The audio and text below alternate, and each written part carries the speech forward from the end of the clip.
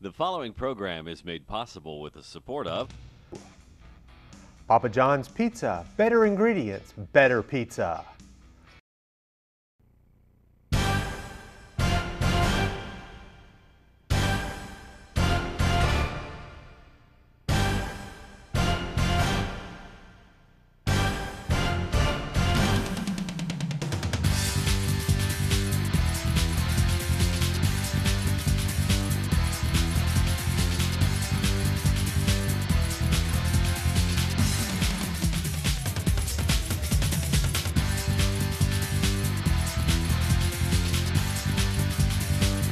Good evening, everyone, and welcome to this edition of Sports Roundtable. Well, as the calendar turns to fall for most of our area schools, the non-conference schedule has turned to conference schedule. And we'll take a look at some key conference matchups for you this week on the program. Let's start over at Laney. And Coach, you close your non-conference schedule with a team that came in with, national headlines, and they proved it. Oh, absolutely. We knew going in that it was going to be a tough physical matchup, and it was. Those guys were fast and physical. We've seen it on film. It was kind of a little bit of a shock. We had a lot of young players playing in that game. We had 3 sophomores on the defensive line and 1 sophomore linebacker. It was a great game experience to see that level and that quality of play. That's something that we're striving to get towards, and as you can see, we got a little ways to go to get there. But we're up for the task. Okay. New Bern, Laney highlights. Let's go to the tape if we can. And they came off with, a real quick start on it. Oh, yeah, they did. Defensively, we did a much better job with our linemen and assignment. That's, those young guys getting off the ball, making a great play. We didn't have many defensive highlights in that first half. That was the disappointing part, but just to see those guys fight for, 4 quarters was great. And again, a little motion there. This is a great come up and stick by safety. He didn't get much playing time last year, but he stepped up into a role, and he's been big for us. That was Cruz. And then in a good stop here by the defensive line, checking in, getting to the football. Those guys it doesn't look like it on film, but those guys were big and physical up front. That kid 62 over there, that left tackle, he looked like a man coming in. I was wondering. Thought he was part of the staff? Yeah, I thought he was a coach. I was wondering why he was holding somebody's pads and they were his own. But this is a good scramble here by Lane. He did a great job all night long of trying to keep drives going. And, just to see him and his speed, comparable to them is something special. We know what kind of player he is and how he stacks up against that type of competition. This was in the second half. They were putting it on us pretty good, and we needed something to get some morale going. And that was a senior cornerback. That was his first start of the year. We had again a lot of nicks and bruises from playing Clinton, and we still didn't get those guys back. But we had some kids try to step up in those roles and be players for us. And that's what it's about, coming in, and when you get that opportunity to come in and shine and do things well. This is Lane here trying to create something, keeping his eyes downfield. That was a great job by the offensive line to make sure they didn't get downfield on that. They always know that Lane is subject to do something special, and that's just a small snippet of what he can do. We had to blew out that game, and I was hoping to give a better show. Didn't turn out like we wanted, but we're going in the right direction. Talk about the value of playing a non-conference school that shows you size and shows you speed. How does that help you once you hit conference play? Well, playing against that tough competition, it helps raise your level of play. And that's one of the things that we're going to try to keep doing, is trying to schedule those tough non-conference teams. I mean, it can be kind of hit or miss. When you like playing Clinton that last week, we came out with a lot of injuries and stuff like that. But just the overall experience of playing those tough teams can give you a good test. You played a lot of young guys by necessity this past week. I did. I had to. But like I said, it's my job to get those guys ready. That's on me, and we're always evaluating, and we're trying to find out what we can do to get better. And not just from a physical standpoint, but from a mental standpoint as well, how we can keep those guys mentally in the game. And that's Amik Watkins there with a great play. He's a very, very shifty guy. And like I talked about in one of the previous shows, he's got a lot of heart, a lot of determination. Proud of the way him fighting through it and making big plays. Yeah, we had some success here and there, but obviously not the success we wanted at the end result. But again, I was proud of the way the guys fought in the second half. And once again, there's Lane there picking up a block by one of his teammates, giving us an opportunity to set up a score. So he's cramping up a little bit there, but he gets up and he fights through it. I don't think he came off the field. All right, so now you close your non-conference schedule. Yes, sir. You swing over to conference. You'll open at West Brunswick. They've got some big kids. Yes, sir. They've got probably as much a very punishing running game if you give them that opportunity. Oh, absolutely. Those guys are a combination of a little bit of Clinton with a little bit of spread like we saw against New Bern. So they mix it up a little bit. They do have a tough running back. He runs the ball very hard. There's not many times where you see one guy bring him down. Quarterback also does a great job being elusive and keeping the plays and drives going. He has a lot of good quickness and speed. So it's going to be a great challenge for us offensively and defensively as well. Okay, how do you turn the page? How do you go from that non-conference mindset to you know, guys, this is a clean slate, this is conference, now it's time to go? Right. One of the things you do non-conference-wise is trying to find out, you know, what kind of identity do you have offensively, defensively, what guys can do what, and then it's just a matter of, you know, finding out where your team is. And, you know, right now we're going into conference, and it is kind of like a new breath of life. One of the things that we got to do is make sure that we keep all our I's dotted and T's crossed, and keep focusing on getting better every day. Okay, you're going to West Brunswick, can be a difficult place to play. Yes, sir. Mentally, what are some of the things you've got to do early to get you guys in gear? One thing we got to do is start fast. And again, we're still working on finishing for 4 quarters. Looking for that senior leadership as well. Those guys to kind of step up, kind of step out of their roles a little bit, and, you know, be that guy that, you know, says, "Hey, it's time to go, guys. Let's get it. Let's pick it up." It's different coming from a coach as opposed to a player.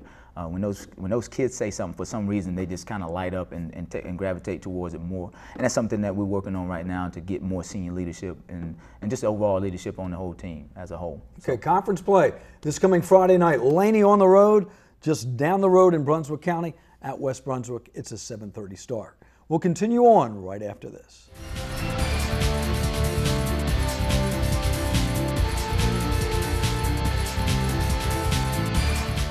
Welcome back to the program. Let's swing over to Hoggard and Coach. You come through the non-conference schedule, 4-0. Talk a little bit about Lumberton. Well, I'll tell you, it was a tough matchup. Lumberton's, they've got great size, they've got great speed. They're fairly multiple on offense, and they had a strong D front. So, I mean, they presented several challenges that were really good for us, and I felt like our kids showed up and executed really our best game so far this year. So. We were very pleased with the outcome. Up 35-0. They gave up a score late, and we wanted to keep the shutout, but working some depth and gave up a score late. So overall, pretty pleased though. Yeah, I mean, taking the record aside, the fact that, as you said, you saw good games in quarterback play, good games in other positions, you feel everybody's moving in the right direction. Yeah, I think we've progressed well. Austin Schoenleber, quarterback, definitely progressed and was much more accurate this week. We're glad to see that, spreading the ball around to multiple targets. The offensive line is continually seemingly gelling together and playing more physical. That was something we really tried to stress this week, was being very physical up front, and felt like they did a good job there. And the same thing on the defensive side of the ball. You know, D-line has been our big focus this season, with young guys of really progressing, and felt like this game showed that quite a bit. So. Okay, let's hit the highlights then. We're heading over to Hoggard against Lumberton, and we are underway. Here we are, just an early defensive series. You can see Jeremiah Andrews applying great pressure off the backside. Here's our senior free safety, Robert Pickford, just made a great read on it. About a 45-yard interception return for a touchdown. So see his speed there. That was a big play. Really set some momentum for us. Gave us a 7-0 lead. Here we go over on the offensive side of the ball.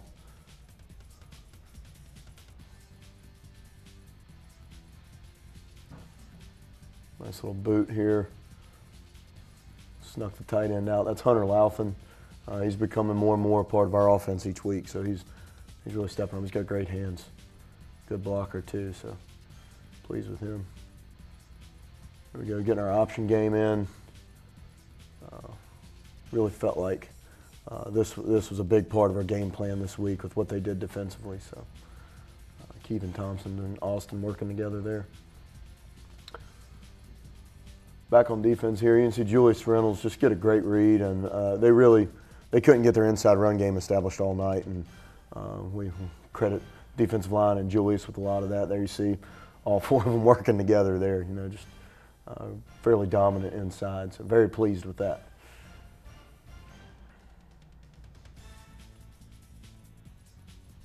So we're into the second quarter now.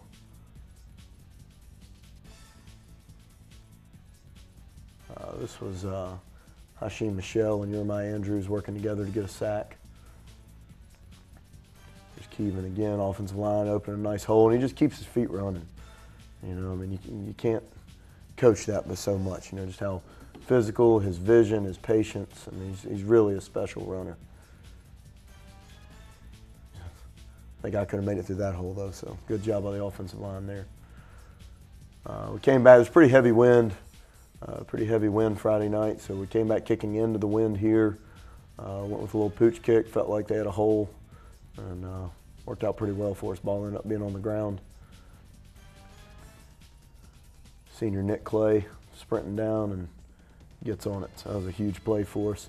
Like I said, we were up 7-0 and felt like we had the game in hand, but at the same time, the score is only 7-0. You know, we felt like we were in control, but right here at the end of the first half, we reeled off 21 straight to make it 28-0 at the half. There was a nice wheel route to Harrison Smith.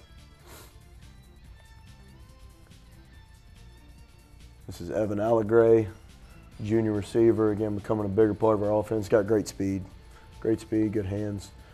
We had a muffed punt, so chance for them to turn the momentum, but then Julius Reynolds responds with a huge interception there.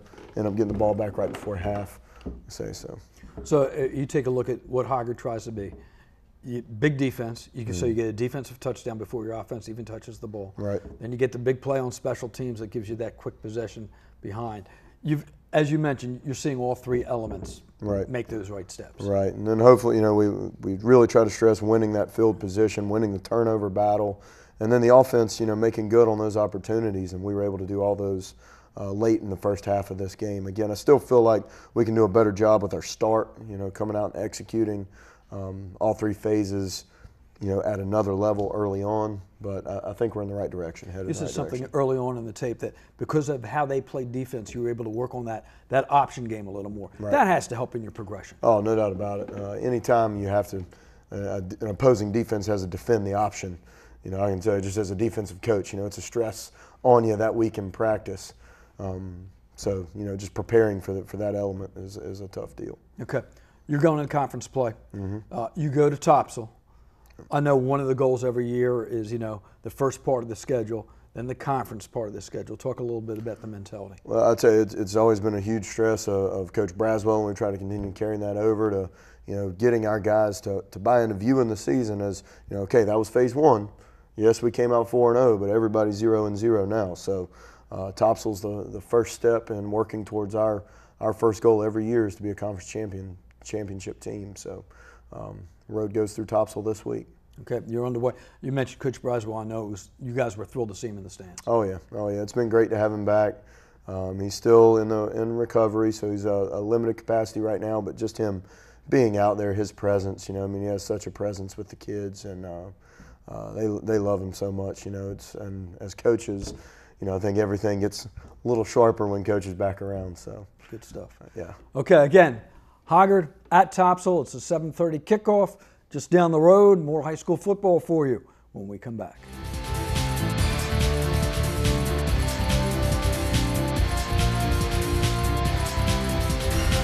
Welcome back to the program. Well, one team that is not going into conference play yet is New Hanover. I know you've got one more non-conference game coming up at Lumberton, but let's talk about Scotland County. I mean, you knew going into it that they were the real deal. Good football game. Very good football team. Yeah. Coach Bailey and myself were talking before the game, and he's like talking about how tiny we were compared to his monsters. But I tell you what, our kids, you know, all the local idiots that are experts and all that good stuff, and you read the paper, and it sounded like a different ball game. My mother and father actually drove to the game and said they were glad they were there instead of listening to the radio. It was a much better football game than it showed.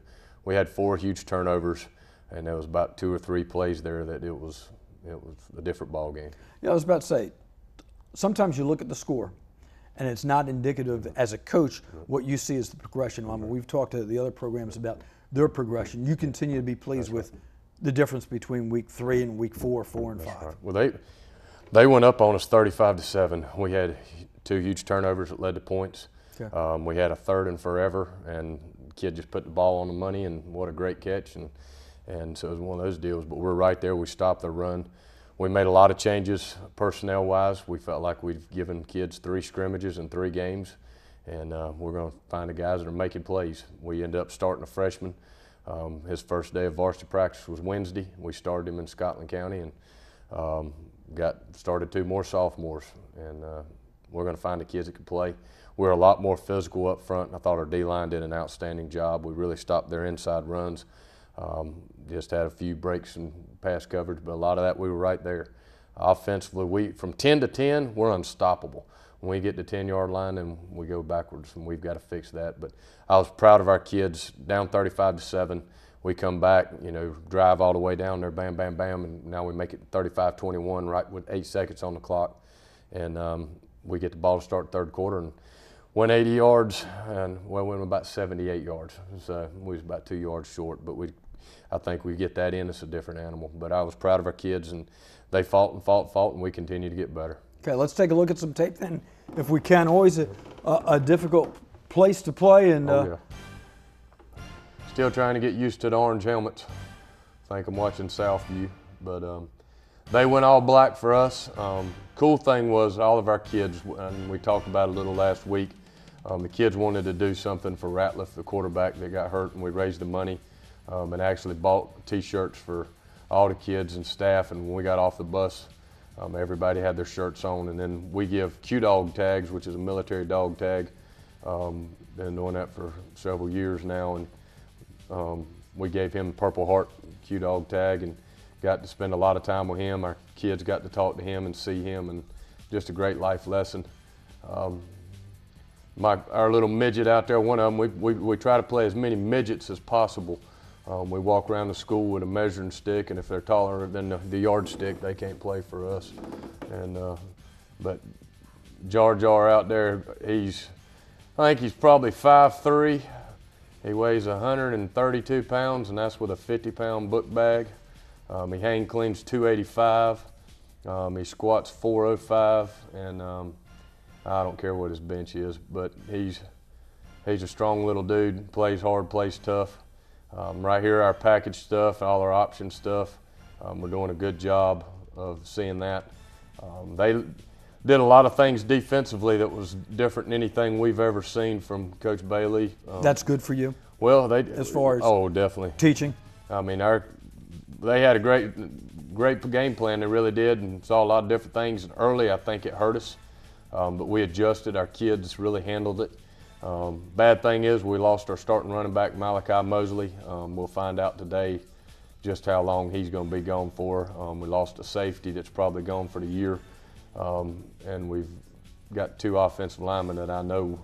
One probably won't be there for 2 or 3 weeks, and one maybe 1 or 2 weeks. So we've had some key injuries. Young man right there, K'Twan Hill, that's the first football game he ever played in his life as a linebacker. He's always been a defensive end. I moved him Wednesday at practice, find somebody that'll run and knock somebody in the mouth. And I thought he played extremely well for being his first game at linebacker. Did extremely well. Got a freshman up top there, Nigel Hines. And I think that kid's going to be a phenomenal player once we get him in the weight room and break his hips down. Nick Mustachio right there, great play from the dog safety. And unfortunately, like I said, we think he broke his leg there in the first half. And so this is Burke Estes coming in at quarterback. throwing the fade route right there to number 2 Cox and put it right on the money. We moved it all the way down all night long, and then we'd either turn it over or stop on downs. Technical difficulties. We'll talk about East Carolina. East Carolina absolutely embarrassed all the Tar Heels with a bunch of kids that weren't good enough to go play football at UNC, and I was glad to see that purple wear that Carolina blew out. And Trayvon Brown, our former player, had a heck of a game, threw up the diamond both times when he scored his 2 touchdowns. Ward Coleman right there. We're able to run him a lot more. We hadn't run him at all the past few years, but having Burke in the equation, we can do some more things offensively because we know that we have somebody where in the past if we lost Ward, the season was over. And so I think Ward had 12 carries the other night, and so he did a great job there. Okay, at Lumberton. Yep. Big, physical. They're bigger than we are, just like everybody else. They're more athletic than we are. I have no clue what they're doing on offense. I'm not sure if they do, but we're going to do our best to stop it. Offensively, we just got to keep getting better. We've got to have 2 offensive linemen to step up and take the place of those 2 boys, and we've got to have a safety step up. And Bats has moved in now into the starting running back position, and we're going to have to take another kid and so we can have a backup at running back. But we just got to continue getting better. This is the last game of season 1. Coach Underwood said it before us. We look at it as seasons. It's first season, second season, then our season. That's all we care about is the playoffs. And this is our last practice in season 1, getting ready for season 2. Okay, again, the Wildcats on the road at Lumberton. When we come back, we'll swing over to Ashley. Stay with us.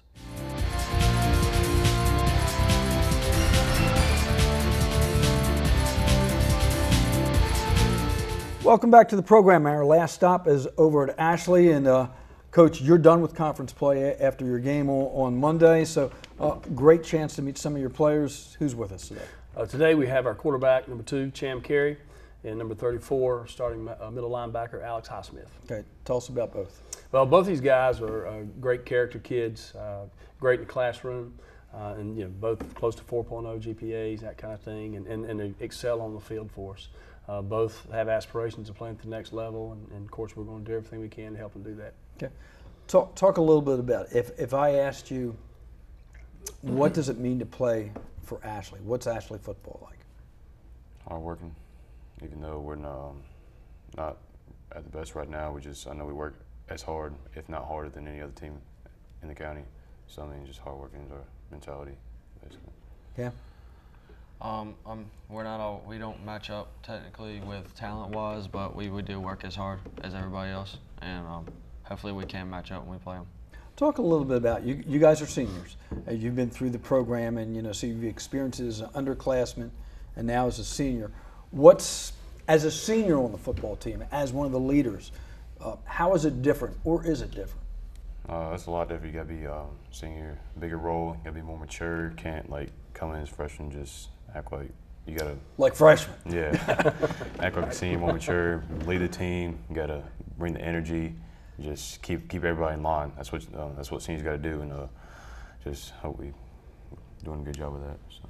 A lot more leadership, and if you make a mistake on the field, you can't get down because it'll feed off to your teammates and the younger guys and stuff. So you just got to brush stuff off and be more of a leader than you would. And you guys talk about the leadership. I mean, you're in a situation versus, let's say, a program that wins every year that's 10-1, 11-0. You've been through a program that continues to try to grow. So there've got, especially with some of the younger guys, I would think the leadership is even more important when you don't see the success every Friday. Just try to provide a positive influence on them. Just keep them all up. Just like I said, positive. Keep everything positive, no matter what our record is. Just keep their heads high, and yeah. Like he said, just positive attitude and move on from last week and learn from it. Okay. Now you mentioned you're in the role of a senior. Is there someone that was a senior before when you were an underclassman that you say, hey, he did a good job for me, that you now need to pass that on to somebody else? I like Andrews, personally. Number 21 last year, he was a running back, and I thought he was a good leader from what I saw. Okay. Frankie Keller, he's starting center last year when I played college ball. Just great leader, brought a lot of energy to the team, played 4 years of varsity, and just great player, great person as well. So I think he's really one of my role models. Talk a little bit about that, Coach. I mean, it's one thing, I guess, to be a leader on the field, but how important it is to have these guys lead off the field. Well, off the field, and you could just turn the TV on ESPN. The current climate of football in America in general has had some negative connotation here in the last few weeks, and we make sure that despite all that we have, like Alex was talking about, being positive. Win or lose on Friday night, we're going to be positive for these guys, and we want them to have a positive influence on other folks that they come in contact with, whether it be in the hallway, on the street. Like I say, back on the block all the time. I use that phrase often, but we got to make sure as coaches and players that we give off not just that, and it's not a fake front. It's for real, and that's one thing about these two guys here is what you see is what you get, and they're outstanding, and they've been not just leaders and captains of our football team, but they do that in the hallways, and it makes people like coaches proud of that. Okay, talk a little X and O's for a second. Quarterback, different system now. Do you like the spread? Yes, sir. Okay, what do you like about it? I just like it's a lot easier, and I can help everybody else out with their positions more than I could with triple option with different blocks and stuff like that. But helping people memorize their routes and helping them stuff like that, and I can focus on me a lot more too, rather than mesh and all that stuff. Just focus on my read keys and stuff like that. Okay. Now you play on the defensive side. You like to hit the ball, don't you? Yeah, and I like being in the position the mic as we run through 3 stacks. So I just like being in the middle. I just like controlling. I like being able to fly around. Like last year, I was on one side, I was weak side, so like it's easier to fly around in the middle, so I can go to both sides. But I do like this defense. And do you like calling some of the defensive signals? Yes, I do like calling them, like yelling them out. So okay. So in many ways, we have 2 quarterbacks. Right. Yeah, you do. That's exactly what we got here. Okay. You're part of a system. When you look at it, you guys are helping build the foundation for the future for Ashley. 4 years from now, when you come back, when you're seniors in college, what do you hope to see that Ashley football becomes? I want them to win, and hopefully this year, if we don't win any games, I just hope we can earn respect for the younger kids in the future, if anything. Building off what he said, just keeping positive, and so that they will eventually win. Like when we come back to series, I want to see them enjoy. I want to see them fly around, and just see them enjoy the game, and so just keep positive attitude on them. Okay, a big step towards that, I guess. When you start conference play, you're at South Brunswick. Right, at South Brunswick. A very equally matched football game will be Friday night. They have a couple players who are very exceptional. Number 5, running back. Number 12, Malik Douglas, committed to NC State. And they have a lot of kids going both ways, and we 2 platoon. And so that's one thing that early on in building the program that we keep talking about is some of these teams that we play later on in the year, that since we 2 platoon, hopefully that'll help us get us over the edge a little bit there. And again, that's just one of the parts of the building blocks, just like these 2 guys here. What legacy we're going to leave and what building blocks we're going to lay the foundation for, and then progress from there. Very, very quickly. Take care of the football. Take care of the football. Yes, we've had 14 turnovers in 4 games, and that's not good. So we've got to take care of the football to have a chance to win this game. Okay, it's a clean slate as of Friday. Again, all 4 of our area teams on the road. Ashley, just down in South Brunswick, down in Brunswick County. It is also a 7:30 start. We'll have plenty of highlights for you next week. 3 conference games, and then the big matchup for you next week as well in conference as Hoggard takes on Hanover. We'll see you next time right here on Sports Roundtable.